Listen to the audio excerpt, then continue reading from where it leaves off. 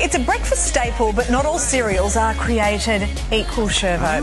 And our first food choice of the day can have a really big impact on our diets. Yeah, they all taste pretty good though. Our next guest has ranked her top picks and the options you might want to avoid. Let's bring in dietitian Karina Savage. Karina, thank you so much. You've had a look at sugar, salt, fibre in each of these cereals and ranked them. Let's go from the best to the worst, I guess. So which one? These ones? Great to see you both. Let's start with our healthiest options. It's really great to know what's in our cereals because sometimes we're putting these things into our bodies at least once a day, especially our children. So I've ranked these cereals as sort of healthiest, moderate and poorest choices, and I've really looked at the labels to gather this information. So we'll talk a little bit more about that. If we start with our healthiest options, these tend to be really rich in whole grains and fibre. You see the fibre per 100 grams at about 10 grams or more.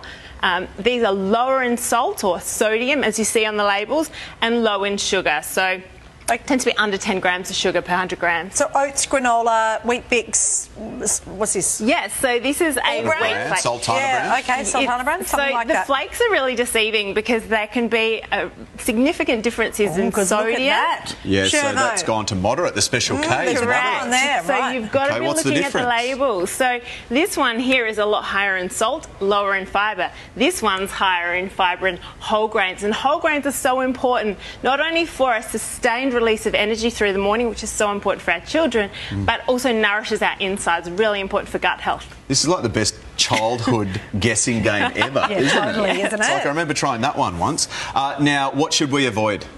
So we do want to move, as we move from the healthiest down to the poorest, we tend to lose fibre and whole grains and we start to gain sugar and salt. Right. So when you're looking at the labels, how do you know something's really bad? It looks the most interesting? I always encourage people to look per 100 grams because then you're really comparing apples with apples. And so when we look at our poorer choices, we see the sugar hike above sort of 25 grams of sugar per 100 grams. And you see the sodium come up probably 300-400 milligrams or more.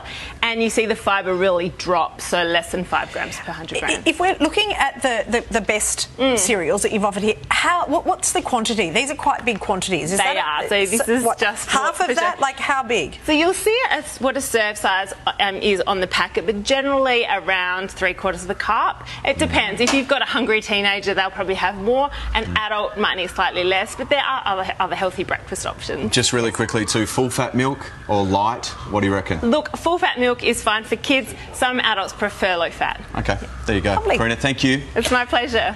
It's news time now. Here's Eddie. Well, thank you, Mum. We have some